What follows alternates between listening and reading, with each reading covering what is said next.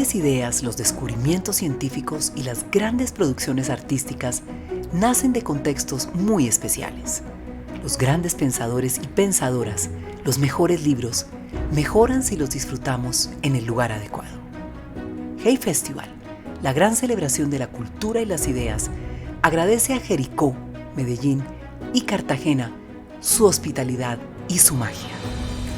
Acompáñenos en estos extraordinarios lugares, virtualmente o en persona, para disfrutar de la riqueza del Hey Festival. Un festival para todos y todas.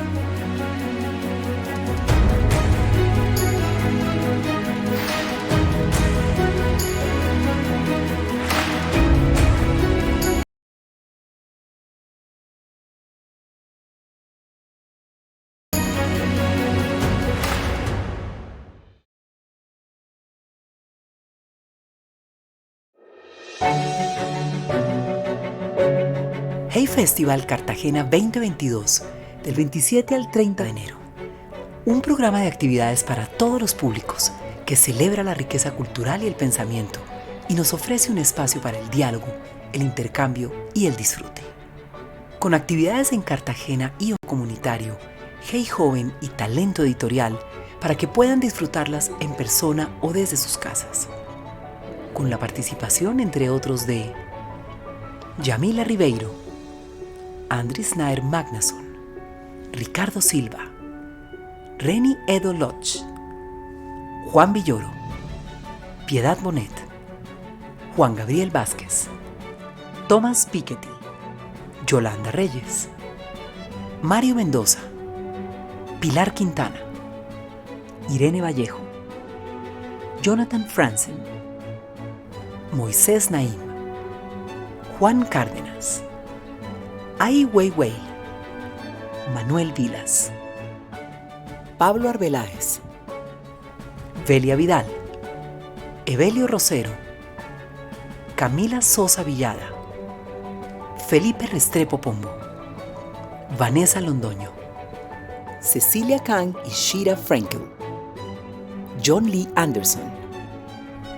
Daniel Kellman, Catherine Hill, Francisco de Rú, Vanessa Rosales, Carlos Granés, Alfonso Múnera, Wole Soyinka.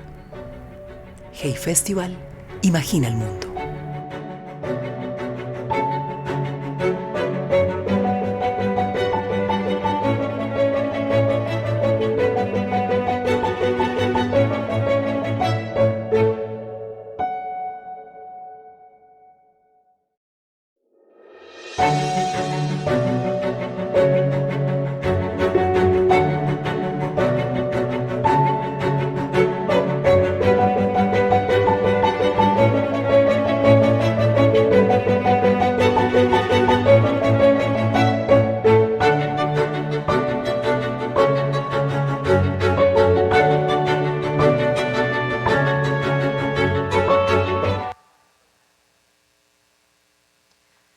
Muy buenos días a todos, es un placer tenerlos en esta maravillosa conversación que vamos a tener con la profesora de la Cortina. Bienvenidos a todos los que están acá en el teatro y por supuesto bienvenidos a las personas que nos están siguiendo por redes sociales. ¿Tenemos ya conexión con la profesora de la Cortina? Ahí está. Muy buenos días, profesora. Buenas tardes o buenos días. Claro que sí, buenas tardes allá. ¿Cómo se encuentra hoy? Pues de momento me encuentro muy bien. Muy bien, qué maravilla tenerla con nosotros. Adela, si le puedo decir Adela, vamos de profesora Sí, por favor, profesora. sí, por favor. Quiero empezar la conversación. Disfruté muchísimo este libro y disfruté mucho los libros anteriores, siempre por supuesto. Y quisiera empezar por hacerle una pregunta casi que personal, porque creo que este libro para muchos de nosotros es como una presentación o es una representación de la experiencia por la que todos, sin ningún distingo, pasamos durante estos años, durante este año de confinamiento y durante la pandemia.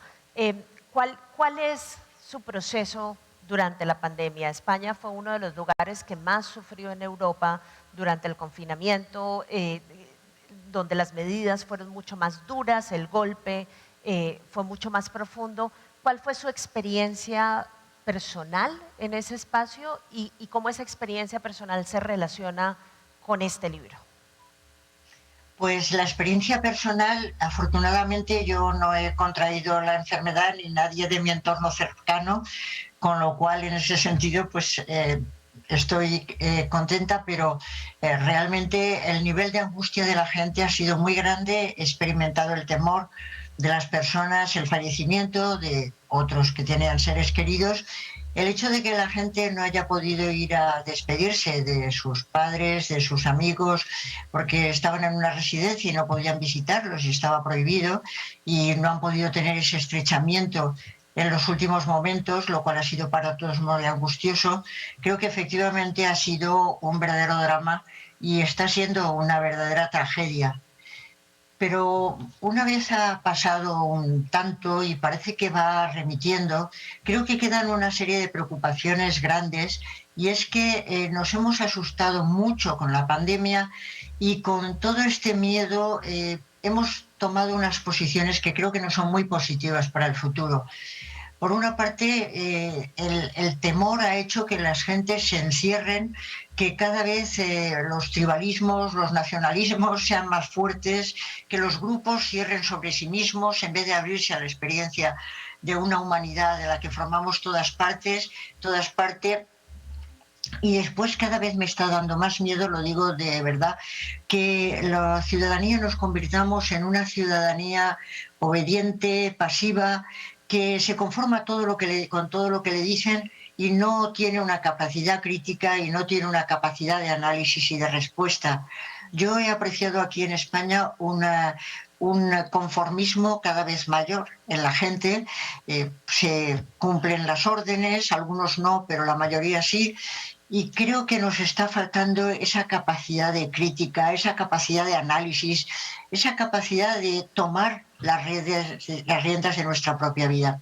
En ese sentido creo que estamos perdiendo autonomía y estamos perdiendo solidaridad, que es lo que nos hace falta para llevar adelante o remontar las crisis futuras, porque las va a haber todo el tiempo. La pandemia no se va a ir, vamos a seguir teniendo que convivir con los virus, con las bacterias, y entonces necesitamos forjarnos un carácter valeroso, con coraje, con autonomía, con capacidad de solidaridad, y me temo que no lo estamos aprendiendo. Y entonces ahí definitivamente entramos a discutir sobre la propuesta que usted hace en este libro, Adela, que es la de la construcción de una ética cosmopolita. ¿Por qué no nos cuenta entonces, para empezar la discusión, esto obviamente tiene unos antecedentes importantes en su pensamiento previo? Creo que este libro es un punto de llegada bastante interesante y apropiado además para el escenario de pandemia, pero cuéntenos por favor cómo entiende la ética cosmopolita y qué papel cree que juega o que debería jugar en un escenario como el actual.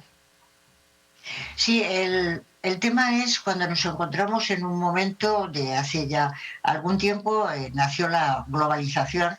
La globalización es fundamentalmente una cuestión económica y una cuestión de redes y una cuestión tecnológica. El mundo se globaliza, se convierte en un solo mundo, y la cuestión es cómo hacer frente a ese mundo desde la ética y la política. No puede ser que quede todo en manos de la técnica, no puede ser que quede todo en manos de la economía, que sería la clave de la globalización, sino que es necesario tomar una posición desde la ética y desde la política. ¿Y cuál es la ética y la política que puede responder a unos retos globales que pues tienen o cubren a toda la humanidad? La respuesta podía ser, se había dicho en algún tiempo, una ética planetaria. Pero a mí no me gusta la expresión ética planetaria, porque en realidad no es el planeta quien asume responsabilidades, quien asume una ética. Quien asume una ética son los seres humanos, son las personas. En ese sentido creo que es indispensable generar una ética cosmopolita y una política cosmopolita en la que todos los seres humanos se sientan parte de ese universo del que tienen que ser ciudadanos de primera. Todos tienen que ser ciudadanos de primera. Y entonces, para responder a los retos globales económicos y tecnológicos, una ética de todos los ciudadanos unidos es la que tendría que dar la respuesta. Esa es la idea del libro.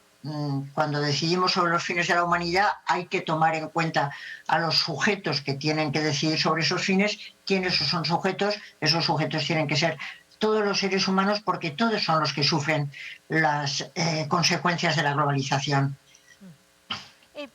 Y ahí, digamos, entremos con la discusión sobre la relación entre ese concepto de ética cosmopolita y la idea de democracia, que creo que es una discusión bien interesante, porque creo que en varios apartes del libro usted identifica claramente el momento por el cual estamos atravesando, un momento que bautiza como de recesión democrática, ¿no? Ya Applebaum, mucha gente ha hecho énfasis en cómo estamos en un momento en el que los autoritarismos parecen estar floreciendo, autoritarismos además que ya no tienen ideología, ya no se trata de autoritarismos surgidos del populismo en la izquierda o la derecha, pueden tener cualquier color, pero adicionalmente es un momento de grandísimo desencanto de la gente con la democracia, es un desencanto con las instituciones y demás, y usted allí sugiere, y me permito resumir 3 elementos fundamentales que invitan a un resurgimiento o a un acomodamiento de la democracia en una versión de democracia liberal social, como la denomina usted en el libro. Y dice hay 3 cosas fundamentales, y es que aquellos que hacen política hagan un compromiso con el Estado de Derecho, ¿no? Que se comprometan con los principios democráticos, que haya una ciudadanía madura y que haya algo que usted denomina amistad cívica y proyecto común, que a mí me suena mucho a capital social, ¿no? Como que haya algo de solidaridad, que haya esta noción de colectividad que hemos perdido paulatinamente. Y estando de acuerdo con eso, lo que me pregunto es cómo transitar de un escenario que además es global, ¿no? En donde pareciéramos estar caminando en la dirección exactamente opuesta, ¿no? Pareciéramos estar caminando en una dirección, ayer lo discutíamos en otra conversación, en donde la democracia no está pudiendo controlar los principios o los impulsos más bien antidemocráticos que surgen en diversos sectores políticos, que además son sectores políticos que están utilizando la democracia para hacerse el poder, ¿no? Esta contradicción eterna que siempre se identificó entre la necesidad de darle voz a todos, de darle participación a todos, incluso a las voces antidemocráticas. ¿Cómo en un momento en el que los autoritarismos están agarrando tanta fuerza, en un momento en el que hay tanta decepción con las democracias y con las instituciones democráticas, cómo transitar por ese camino que usted nos está sugiriendo? Pues justamente el cosmopolitismo desde el siglo XVIII y por lo menos en la filosofía de Kant, lo que proponía para construir una sociedad cosmopolita es ir democratizando todos los países, todos los estados. Tendría que ser un progreso en la democratización hasta llegar a un cosmopolitismo democrático global. Ese tendría que ser el camino. Efectivamente, vivimos en una mala época en ese sentido porque hay una recesión de la democracia, como todo el mundo está constatando claramente. Los países que habían llegado a una democracia consolidada, sin embargo, están retrocediendo. Los que parecían emergentes, pues están dejando de seguir la senda de la democracia, y hay otros que son claramente iliberales y autocráticos. Y ese es un panorama verdaderamente desolador. A mí me llama también mucho la atención el hecho de que, como se ha dicho en alguna ocasión, a todos los autoritarios y a todos los autócratas les gusta en realidad llamarse demócratas. Y me llama muchísimo la atención que todos los países dicen ser democracias, todos los países son democracias. Leía yo esta mañana otra vez el último informe de que creo que es de 2021, de Xi Jinping, de China, del presidente de China, diciendo que, bueno, que China es una democracia, que siempre ha querido la democracia y ayuda a la democracia porque es el pueblo el que en realidad es el protagonista de China bajo la la capa del Partido Comunista o bajo la ayuda del Partido Comunista. En ese sentido, todos los países dicen ser democráticos, con lo cual hay una verdadera complicación, ¿no? Porque no se entiende muy bien que sean todos democráticos. A todos les gusta llamarse democráticos. Entonces estamos en un momento de esclarecer qué quiere decir democracia y por qué democracia queremos apostar. Que un país como es el caso de China diga que es una democracia es una verdadera, bueno, una verdadera sorna, una verdadera risa, porque es completamente lo contrario, puesto que no se puede hablar allí de derechos humanos para nada. En todo el informe que he estado revisando se repite la palabra democracia y pueblo todo el tiempo, pero no se nombra en ningún momento los derechos personales, los derechos humanos. Se habla de elecciones dentro de la sombra de un mismo partido. ¿Cómo puede ser que sea un país democrático aquel en el que únicamente hay un partido? Esto es que lo estaba viendo esta mañana y me ha llamado verdaderamente la atención en relación con que el retroceso puede ser un retroceso real, más que un retroceso nominal. El nombre que ponemos da exactamente igual. Son autocracias, son autoritarismos, son totalitarismos. Y entonces nos estamos acostumbrando paulatinamente a considerar que más vale la prosperidad que la libertad. Que en un país con libertades es difícil conseguir la prosperidad, es difícil conseguir el bienestar, y que sin embargo en países totalitarios puede asegurarse más la prosperidad y el bienestar que en los países que son verdaderamente democráticos. Yo creo que hay que dejar muy claro de entrada ya que una sociedad democrática es aquella en la que hay un Estado de Derecho, en el que efectivamente hay una separación de poderes claramente, y la separación de poderes se está oscureciendo en muchísimos de nuestros países, en muchísimos, y desgraciadamente con la pandemia mucho más, porque se ha estado gobernando por decreto ley continuamente, sin pasar por los parlamentos.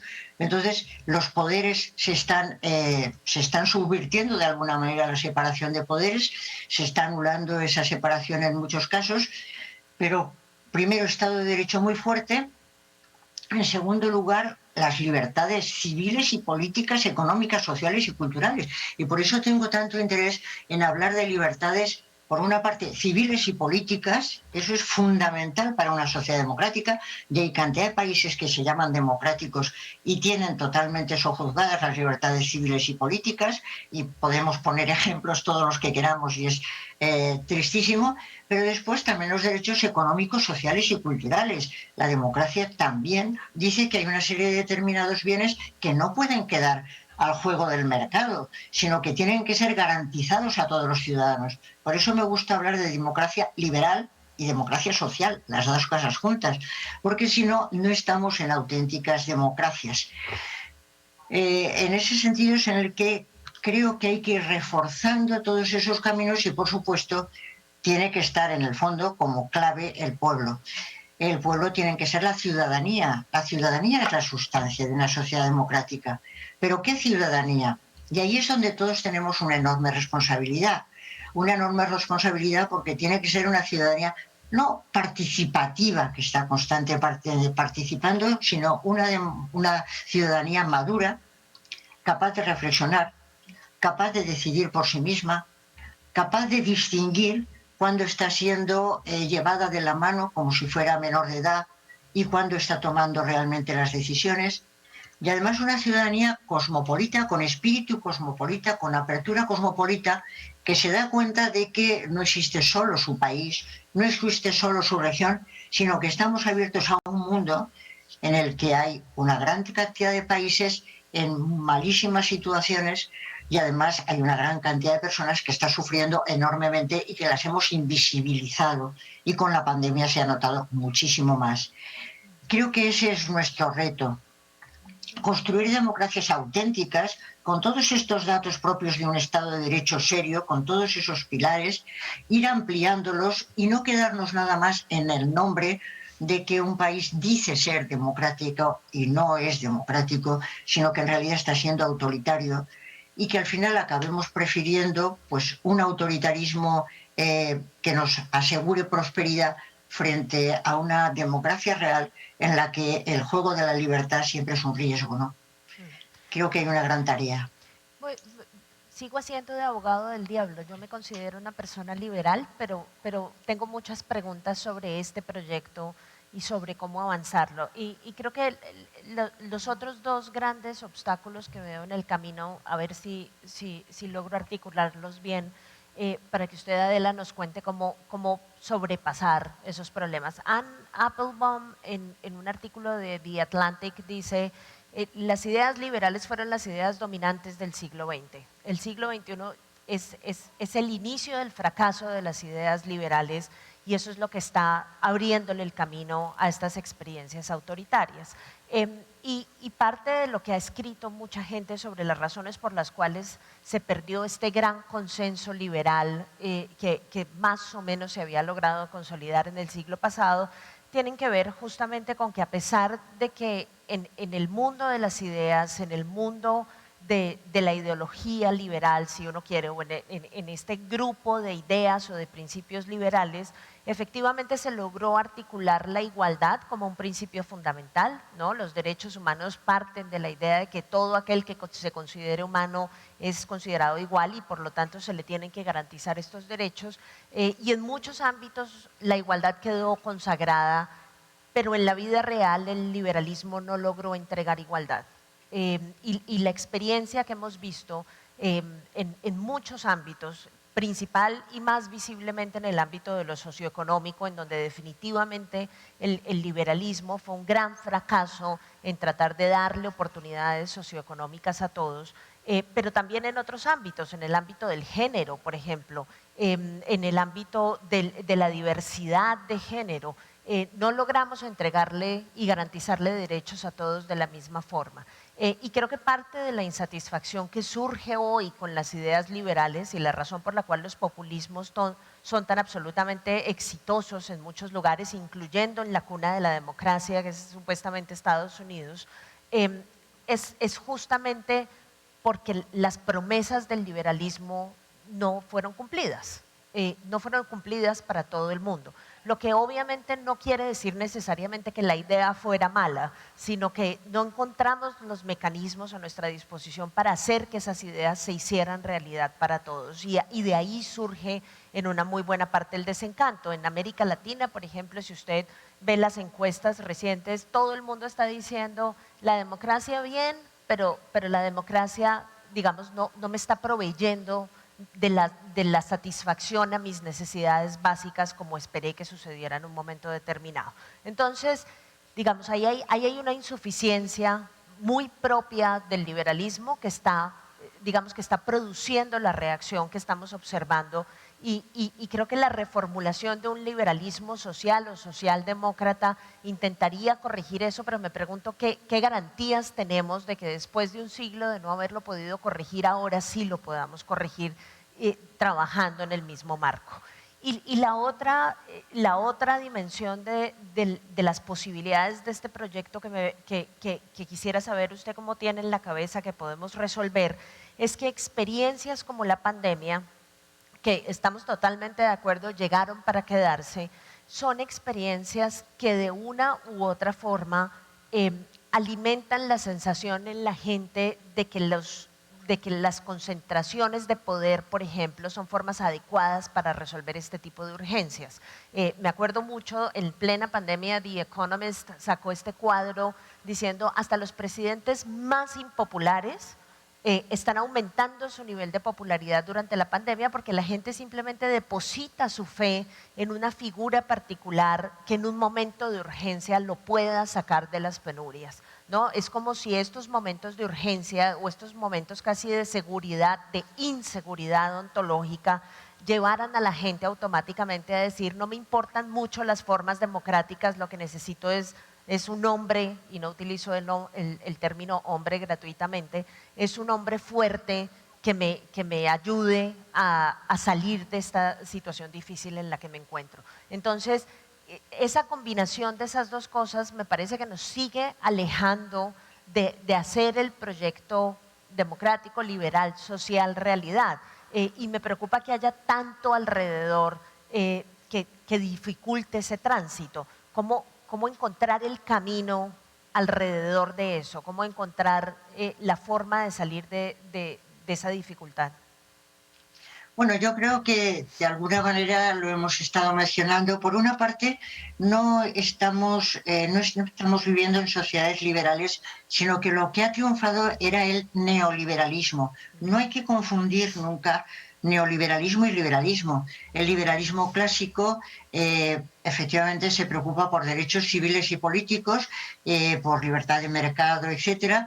Pero dentro, en el caso de algunos autores, como el caso de Adam Smith, dentro del marco de un Estado que es un Estado que pone las bases para que las gentes puedan desarrollar esas libertades civiles y políticas y esa economía de mercado. Esa es la clave del liberalismo clásico.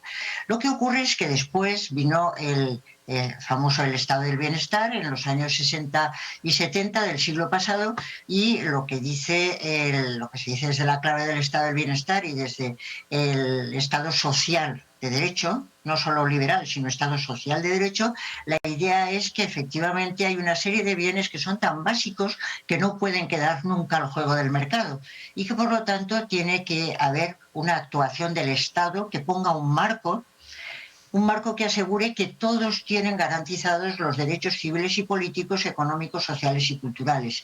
Eso es el estado de bienestar y eso es la socialdemocracia, que se ha ido generando paulatinamente hasta triunfar en el último tercio del siglo pasado. Frente a la socialdemocracia y frente al estado del bienestar surgió el neoliberalismo, que no es lo mismo que el liberalismo clásico. El neoliberalismo, contra lo que se opone o a lo que ataca, es a la actuación del Estado. No admite que el Estado pueda poner unas bases, que el Estado pueda intervenir en la economía, que el Estado esté proveyendo de todos los bienes, sino que piensa que tiene que ser el mercado libre el que lleve adelante los asuntos y por eso propone regulaciones, autorregulaciones, pero nunca desde el Estado. Yo creo que es el neoliberalismo el que ha fracasado. Y frente al neoliberalismo lo que han surgido son dos cosas, a mi juicio, fundamentales. Sigue permaneciendo la socialdemocracia. La socialdemocracia cree que efectivamente el mercado es el mejor mecanismo para asignar recursos, y yo también lo creo, y por mercado quiero decir la oferta y la demanda, no una planificación estatal, sino la oferta y la demanda es el mejor mecanismo para asignar recursos, pero dentro del marco de un Estado que garantice que todos tengan asistencia sanitaria, que todos tengan, y ahí hay mucho camino por andar. En que poquísimos países todos los ciudadanos y todos los niños tienen educación, tienen sanidad, tienen en casi ningún país. Y esa es la clave de lo que sería el Estado social de derecho y la socialdemocracia. Pongamos ese marco en que todos disfruten de esos derechos y que el mercado sea el que después siga funcionando. Yo creo que ese es el neoliberalismo, socialdemocracia, y después queda toda la tercera parte, que es la de los totalitarismos y los colectivismos. Es que no hay que olvidar que hay totalitarismos y colectivismos ahora mismo funcionando, y no puede ser que del neoliberalismo se pase al colectivismo. A mi juicio, la idea más razonable es la de optar por una socialdemocracia y la de optar por un Estado social y democrático de derecho, que efectivamente no ha conseguido satisfacer los intereses de todo el mundo, ni las ambiciones de todo el mundo, ni siquiera los derechos más básicos. Por supuesto que sí, pero la cuestión no es decir, como no lo ha conseguido, vamos a pasarnos a otra cosa. ¿A qué otra cosa? La otra cosa es el colectivismo, la otra cosa es el totalitarismo, o lo que hay que hacer es efectivamente ponerse de acuerdo en todos los países, ir fortaleciendo estados sociales de derecho, socialdemocracias, en las que los derechos de las gentes se vean protegidas, los derechos más básicos, mientras que en un estado colectivista, por supuesto, no se protegen los derechos básicos de las gentes porque no hay libertad de expresión, asociación, reunión, conciencia, lo estamos viendo. Tenemos una gran cantidad de países que están en esa situación. Por eso no entiendo, personalmente, ni siquiera cómo lo dudamos.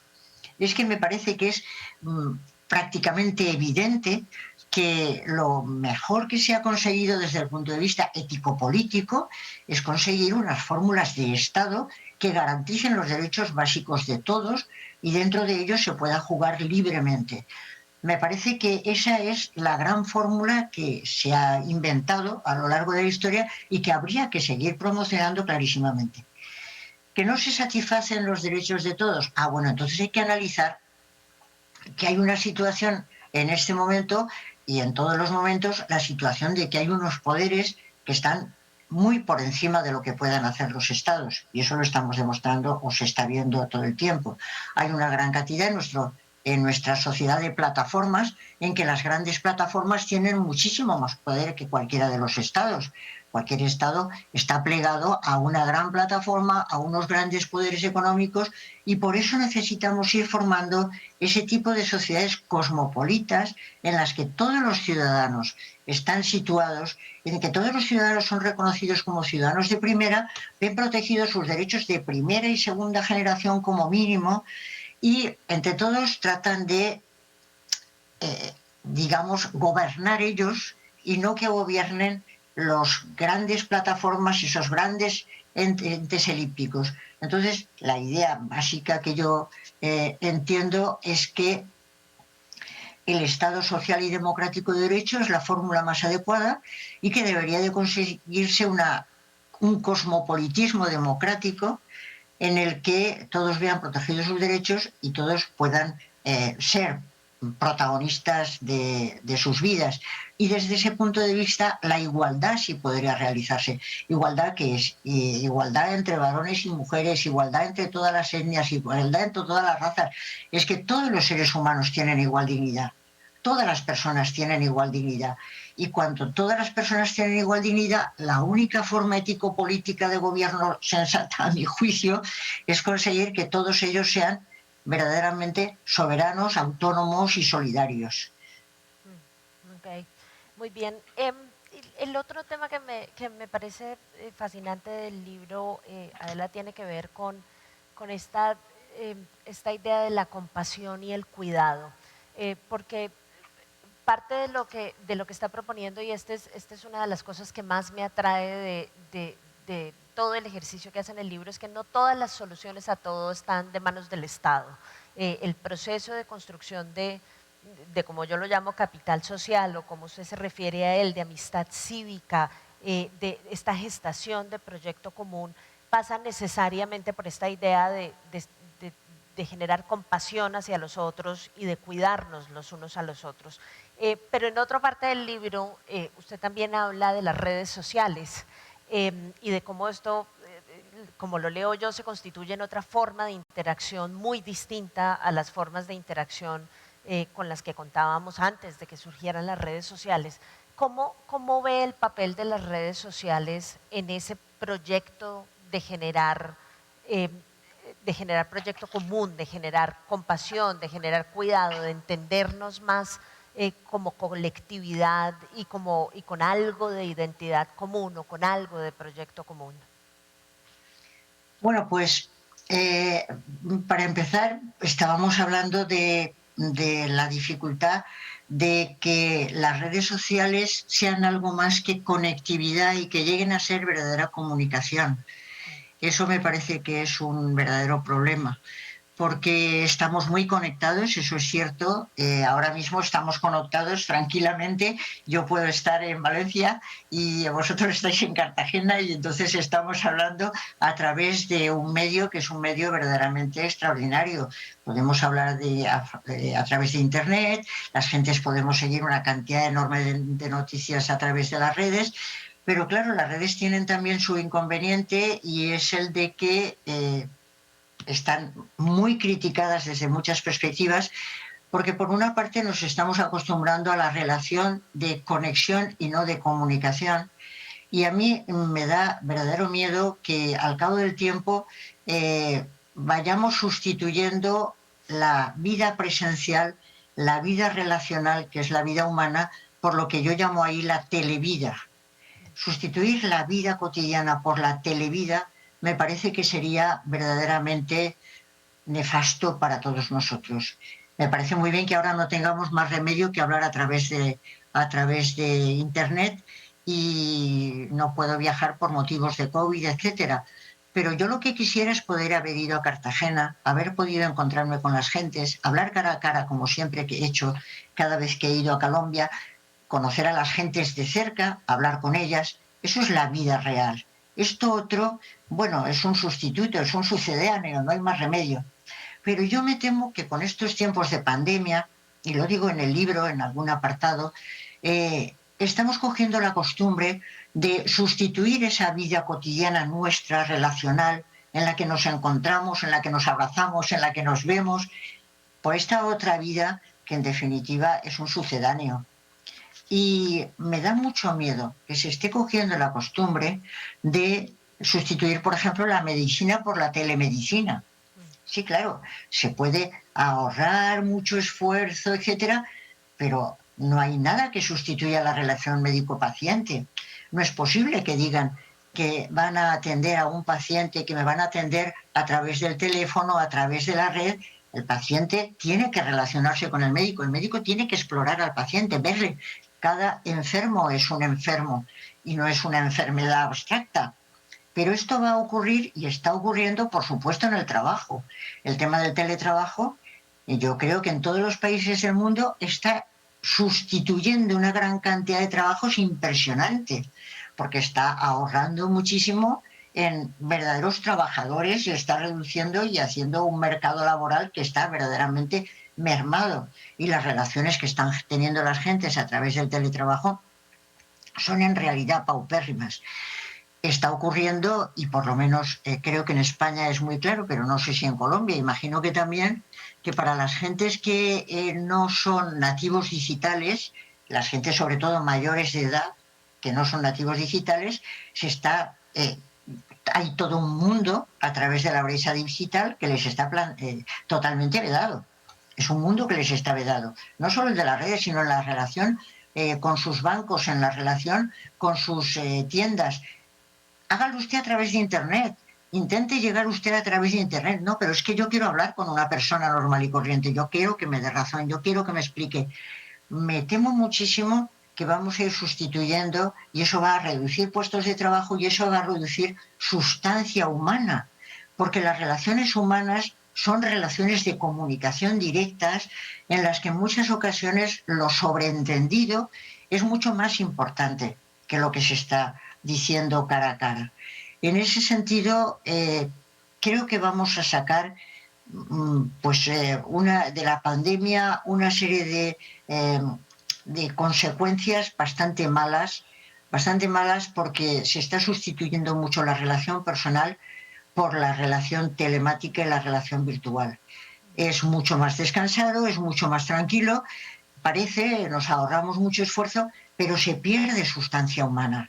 Se pierde relación humana en las profesiones, en la relación personal, y me temo que eso ahora se va a seguir construyendo porque evidentemente nuestra vida está en este momento regida por las grandes plataformas.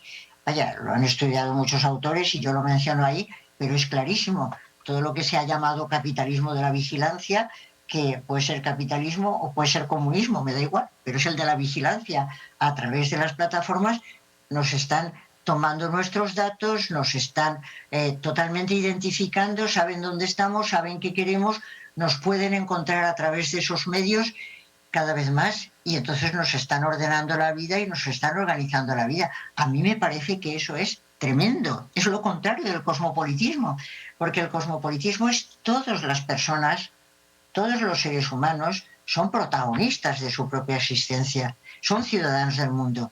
Esto otro es, hay unas plataformas que nos dirigen, que nos van marcando el camino y que vamos siguiendo. Perdemos en autonomía, perdemos en autenticidad.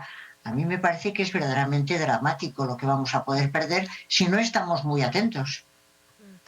Es una cosa un poco paradójica, Adela, porque yo me acuerdo que en los 90s, cuando empezamos a hablar de la interconectividad y cuando empezó el Internet en una muy buena parte a generalizarse, aunque obviamente no se ha terminado de generalizar, la expectativa y la esperanza que existía era que entre más interconectividad, más capacidad de generar este cosmopolitismo del que usted habla íbamos a tener, ¿no? Que entre más estuviéramos en condiciones de comunicarnos los unos con los otros, de intercambiar ideas los unos con los otros, íbamos a estar en un mundo en el que definitivamente nos íbamos a poner de acuerdo, tal vez con un poco más de facilidad. Y lo que ha venido pasando es bastante interesante, porque fíjese, y usted habla de eso en el libro con el tema, por ejemplo, de las vacunas durante la pandemia. Uno se hubiese imaginado que esa interconectividad era el escenario perfecto para intercambiar conocimiento e información y para hacer disponible para todo el mundo la posibilidad de vacunarse y salir adelante en medio de esta pandemia. Y lo que terminó sucediendo muy al comienzo fue justamente que aquellos que tenían los recursos, aquellos que tenían los laboratorios, aquellos que tenían el conocimiento, terminaron por implementar una política absolutamente nacionalista en la que, en el caso de Estados Unidos, digamos, compró vacunas en una cantidad tan exorbitante que dejó a muchos de los países que habían ya establecido contratos con las farmacéuticas, pues por fuera de todas las posibilidades de adquirirlas. Es como si en medio de la posibilidad de compartir el conocimiento que nos iba a salvar de esto en una forma mucho más democrática, hubiésemos tomado la decisión de transitar hacia una versión más nacionalista y más estatista de cómo íbamos a salir. Y eso no tiene que ver única y exclusivamente con la pandemia, creo que es generalizado en muchas cosas, más interconectados, con más conversación, pero también con unos ejercicios, si quiere, de egoísmo nacional o de egoísmo estatal, muy al tipo sálvese quien pueda. ¿Qué falló en el proyecto globalizador que nos tiene en esta situación en este momento? Claro, efectivamente daba la sensación, y yo sí lo pensé al principio, cuando comenzó esta sociedad de la información y las comunicaciones, yo que siempre he sido cosmopolita, pues pensaba, maravilloso, ahora vamos a tener el gran instrumento para realizar el cosmopolitismo por fin, porque podemos estar absolutamente todos conectados y podemos entonces ponernos todos de acuerdo, y ese sueño que viene de hace más de 20 siglos por fin se va a poder realizar gracias a los medios y gracias a Internet y gracias a todos estos instrumentos que están a nuestro servicio. Y sin embargo, tengo la sensación de que ha sido lo contrario. Bueno, por una parte sí estamos mucho más conectados. Yo cuando antes escribía a cualquier colega de América Latina, le escribía una carta, Dios mío, llegaba en barco y tardaba un mes y no nos podíamos relacionar, y ahora conectamos inmediatamente. Por favor, es verdad que hemos ganado muchísimo y podemos hacer encuentros y podemos hacer todas esas cosas. Eso es verdaderamente fundamental, pero también es verdad que a cuento de la pandemia ha entrado un temor generalizado por parte de la gente y se han recluido los países en sí mismos, se han cerrado, se han fortalecido los nacionalismos, se han fortalecido desgraciadamente los tribalismos y por supuesto las polarizaciones entre unos grupos y otros, porque cada tribu se enfrenta a otra tribu y entonces nos cerramos los nuestros frente a los otros, y en cada uno de los países estamos teniendo unas polarizaciones verdaderamente fuertes y además mucho más promovidas por los políticos que por la gente de a pie.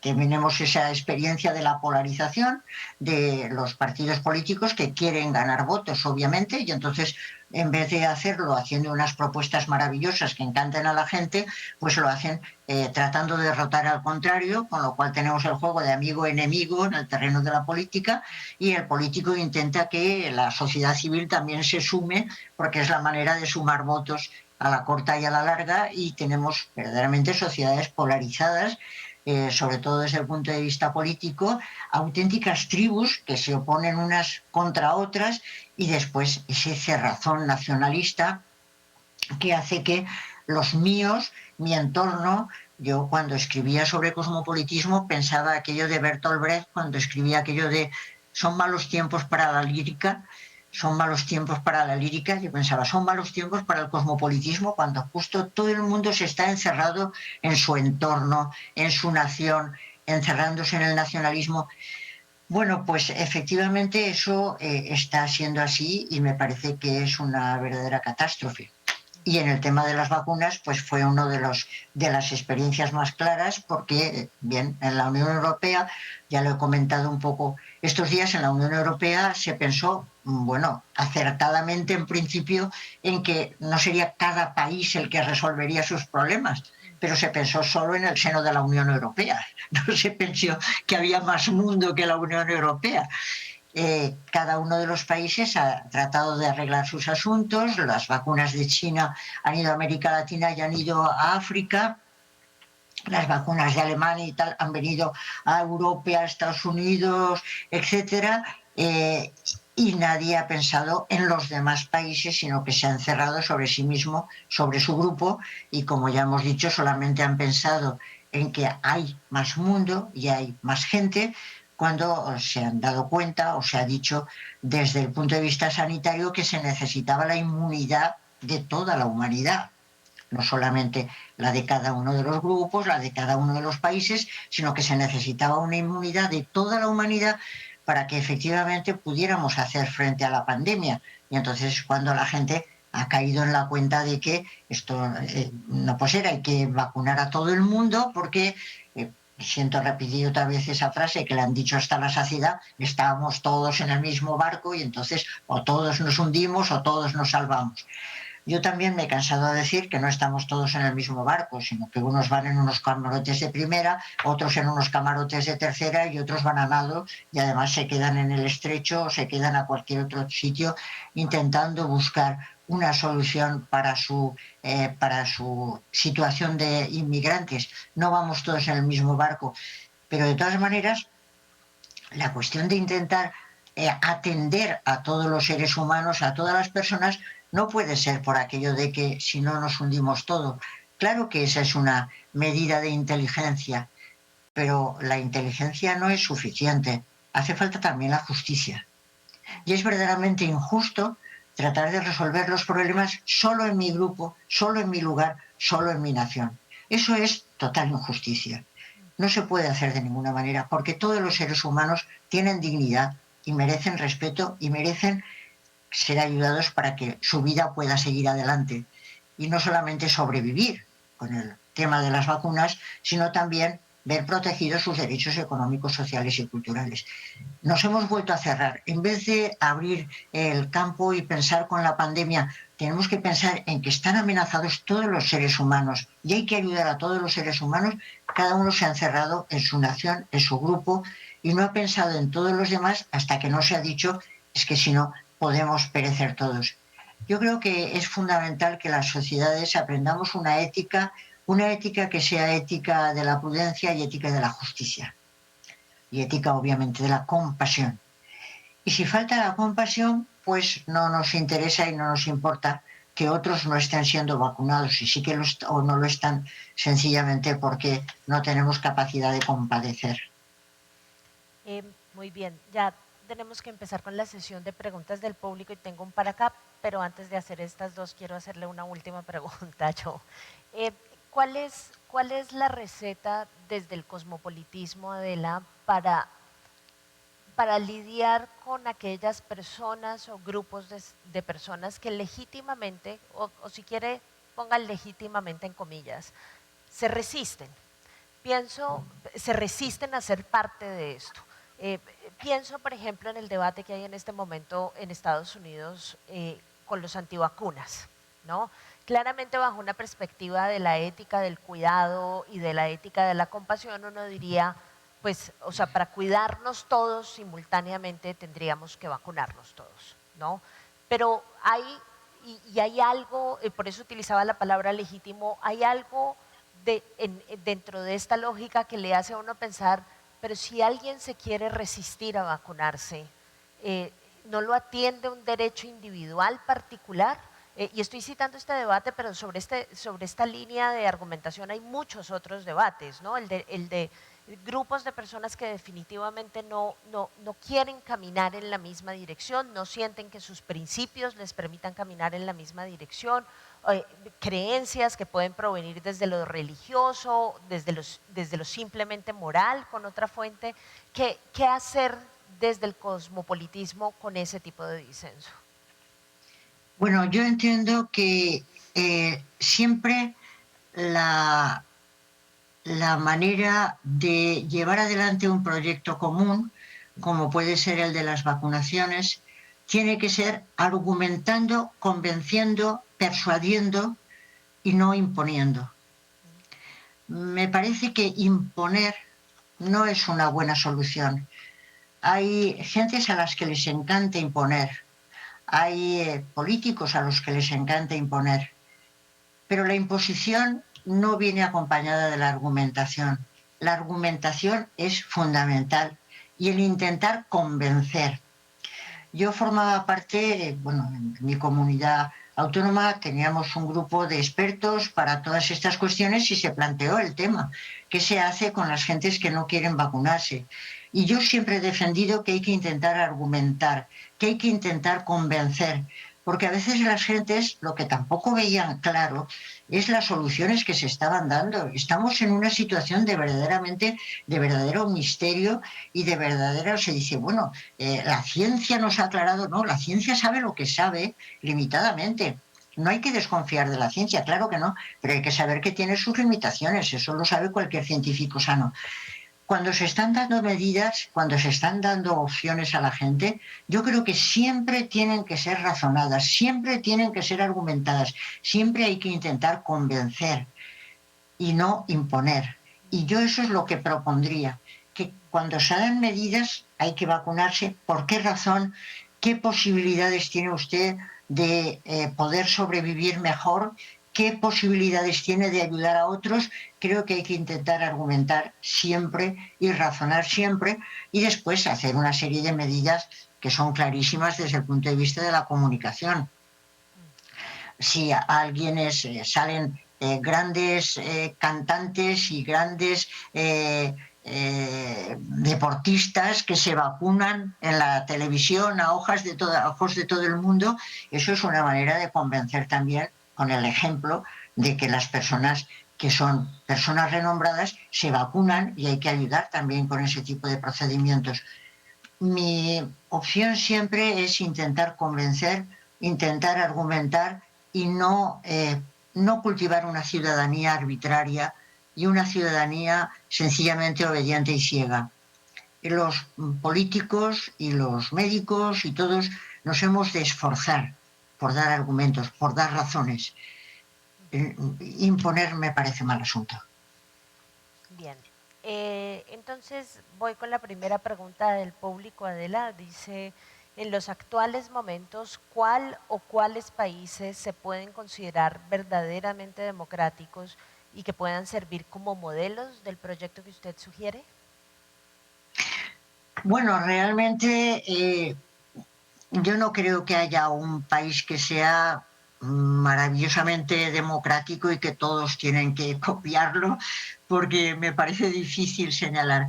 Pero en este momento, si se me dijera así, yo dijera algunos, pues entiendo que los países escandinavos son un modelo bastante bueno de socialdemocracia, llevan tiempo siéndolo y con todos sus defectos, pues creo que atienden a los derechos civiles y políticos, económicos, sociales y culturales, y en ese sentido me parece que con todas las imperfecciones que tendrán gran cantidad de imperfecciones, pero a mi juicio siguen siendo de alguna manera un cierto modelo. Yo los pondría a ellos fundamentalmente como democráticos. Evidentemente hay muchos más, pero me sabe mal empezar a decir países, porque si empiezo a decir en países de América Latina, si digo que unos son más democráticos es que los otros son menos, y me parece una cosa un poco fea ir señalando, ¿no?, con el dedo.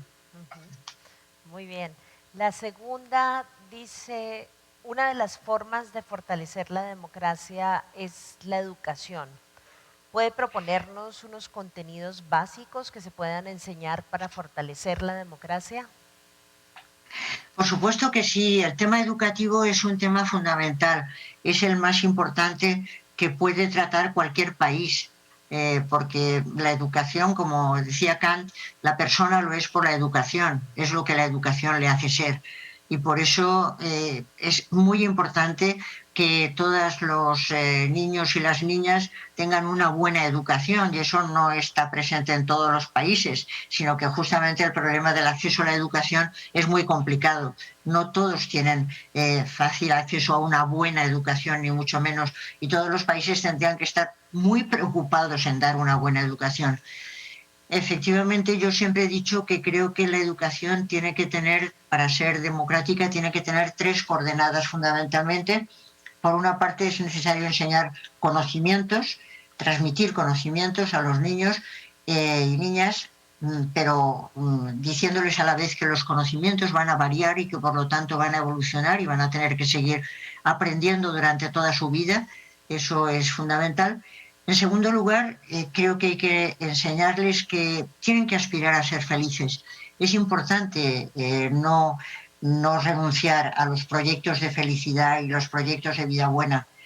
Es importante intentar conseguir una vida buena, una vida feliz, que es lo que a fin de cuentas estamos deseando todos, y es esa asignatura pendiente que nunca conseguimos aprobar. Y aunque no hay que señalar un modelo de vida feliz, sí que hay que animar a que cada uno busque su modelo de vida feliz y acompañarle, diciéndole cuestiones como que pues el consumismo no es la mejor manera de ser feliz, etcétera, hablando y tratando con los alumnos para que busquen sus modelos de felicidad. Y por supuesto creo que hay que educar en el sentido de la justicia y en el sentido de la compasión. En el sentido de la justicia, porque para crear una sociedad justa tenemos que tener ciudadanos que están convencidos de que es fundamental el ser justo y el ser también compasivo. Y en ese sentido, pues yo siempre vengo diciendo que el educar en una razón cordial sería la clave. Pero de esto podríamos hablar muchísimo, muchísimo. Ahora mismo creo que ya tenemos bastante, ¿no? Tengo 5 minutos para hacerle una pregunta, que es la pregunta que más me da vueltas a mí en la cabeza y que me dio vueltas cuando estaba leyendo su libro, Adela, y es ¿qué lugar tienen y qué papel juegan las identidades en el proyecto Cosmopolita? Y lo pregunto porque yo me acuerdo que hace varias décadas, cuando empezó toda la discusión, por ejemplo, sobre la universalidad de los derechos humanos, siempre escuchaba uno comentarios y argumentos que surgían, particularmente me acuerdo del gobierno de Irán, me acuerdo también un poco los chinos yendo en esa dirección, y era decir, claro, lo que ustedes están concibiendo como el gran proyecto cosmopolita, que es la defensa de los derechos humanos, es realmente un proyecto de Occidente. Y desde nuestras particularidades culturales, no hicimos parte de la gestación de ese proyecto, no encontramos compatible en todas las circunstancias ese proyecto con nuestro proyecto cultural. Y hoy en día me parece, si bien en ese entonces, digamos, los reparos eran unos reparos que obviamente con intereses políticos, pero que surgían también de un argumento muy desde la relatividad cultural, creo que hoy hay otros argumentos que no marchan exactamente en la misma dirección, pero creo que sí le ponen desafíos grandes al cosmopolitismo. Estoy pensando, usted está en España, en el nacionalismo, ¿no? Estoy pensando en los grupos étnicos particulares o grupos culturales particulares que se quieren separar de los estados-nación que ya están conformados. Estoy pensando en otro tipo de identidades, las identidades de género, que se están reivindicando cada día más desde su propia particularidad. Las identidades ampliamente definidas, ¿qué papel juegan en ese proyecto cosmopolita suyo? Bueno, las universidades, habría que hablar muchísimo de la cantidad de universidades que hay. Por ejemplo, hay cantidad de universidades que son, digamos, telemáticas y que lo que venden es una serie de títulos que alguien compra y que lo que forman fundamentalmente es en tecnologías, etcétera. Yo creo que eso no es una auténtica universidad. La auténtica universidad es la que trata de captar o educar en los distintos ámbitos y no solamente vender un título o expender un título. Si se habla de la universidad en el sentido más profundo de la palabra, yo creo que tiene por tarea el formar profesionales que era la idea de la universidad medieval y que sigue valiendo, Adela, tiene que formar agentes como quería la universidad liberal, Adela, que sean... perdón, ¿Perdón? perdón, la interrumpo porque creo que tuvimos un problema de sonido. Yo hablaba de identidades, no de universidades. Sí, no, el problema, de diversidades. Por Sí, eso yo decía, estuve bueno, segura vamos que ahora a hablar lo de la había pasado universidad. bien. Las diversidades. Vamos a ver, no hay problema. Pues me alegro porque así queda todavía más clara. Bueno, el cosmopolitismo ha evolucionado en los 20 tantos siglos de historia y hoy en día el que defendemos algunos de nosotros es un cosmopolitismo intercultural. Tendría 3 características nuestro cosmopolitismo, que sería democrático, que tendría que ser arraigado, es decir, que el cosmopolita es alguien que tiene que estar muy en su tierra sabiendo cuáles son los problemas que están en su tierra, pero siempre abierto al mundo, y tiene que ser un cosmopolitismo intercultural. Eso es básico. No se puede hacer un cosmopolitismo desde una sola cultura, sino que hay que hacer el cosmopolitismo desde las diversidades. O sea, no solo se dice, bueno, contando también con la diversidad, no, desde las diversidades, desde las distintas culturas, es desde las que hay que hacer esa sociedad cosmopolita. Yo estoy convencida, y además lo compruebo, que en todos los seres humanos hay unos elementos que son elementos comunes, hay unas cuestiones que son comunes, todos estamos dotados de razón y todos estamos dotados de corazón, en el fondo todos aspiramos a la libertad y en el fondo todos aspiramos a la igualdad, en el fondo todos aspiramos a... Pero eso hay que ir viéndolo y viviéndolo desde las distintas culturas.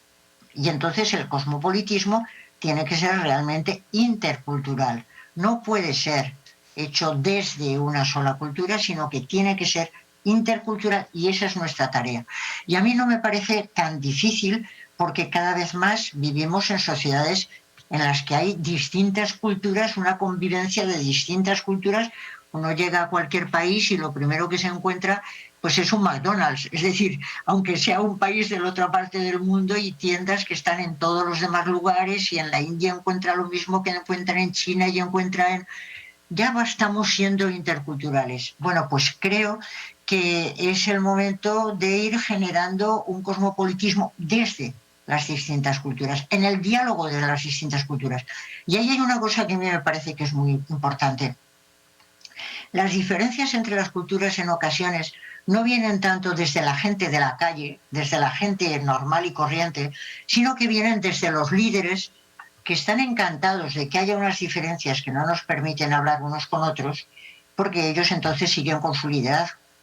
Escribí en alguna ocasión que creo que la interculturalidad hay que hacerla desde los valles y no desde las cumbres. Las grandes cumbres en que unos dialogan con otros, pero siguen manteniendo sus diferencias. Creo que desde los valles, desde las universidades, desde los colegios, desde el trabajo, es cuando las gentes de distintas culturas hablamos entre nosotros y nos vamos dando cuenta de que tenemos mucho más en común de lo que parecía.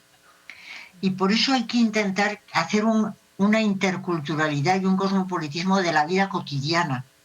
En la vida cotidiana, cuando uno se encuentra con el compañero, cuando uno se encuentra con la compañera, empieza a hablar. Yo ha sido mi experiencia. Cuando he estado, por ejemplo, en el Goethe Institut y había algún compañero que era turco, que era musulmán, que era... Y entonces, bueno, no era la misma cultura, pero nos poníamos a hablar en serio y teníamos tanto en común. Yo creo que hay que hacer la interculturalidad desde las bases, porque tenemos muchas cosas en común que vamos descubriendo cuando estamos juntos y que a veces tenemos muchas más diferencias con gente de nuestra propia cultura que con gentes de otra cultura con las que consentimos mucho más.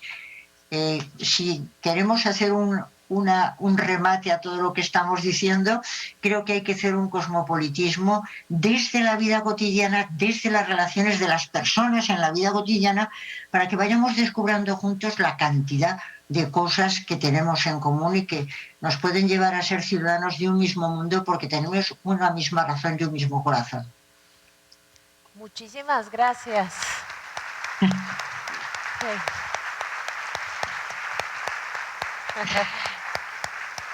Pues muy buenas tardes, ha sido un placer, para mí siempre es un gusto.